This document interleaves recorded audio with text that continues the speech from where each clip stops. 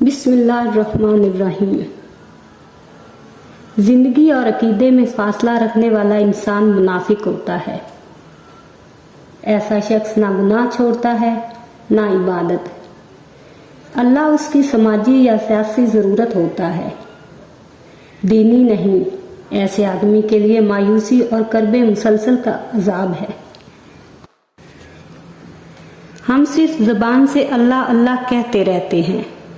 अल्लाह लफ्ज़ नहीं है, अल्लाह आवाज़ नहीं, अल्लाह पुकार नहीं।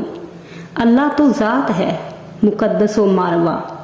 इस ज़ात से दिल का ताल्लुक है, ज़बान का नहीं। दिल अल्लाह से मुतलिक हो जाए तो हमारा सारा वजूद दीन के सांचे में ढल जाना लाजमी है।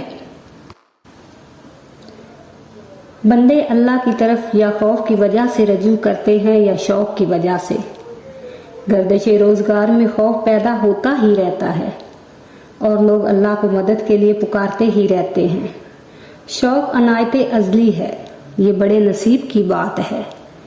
इसे यूँ भी कह सकते हैं कि कुछ लोग अल्लाह को इसलिए तलाश करते हैं कि अल्लाह उनके बिगड़े काम संवारने वाला है, और अहले दिल हज़रात इसलिए अल्लाह का तकर्ब मांगते हैं कि इनको करार मिले, तस्कीन हासिल हो, इत्मीनान नसीब हो।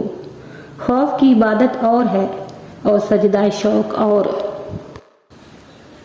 जो शख्स सबकी भलाई मांगता है, अल्लाह उसका भला करता है।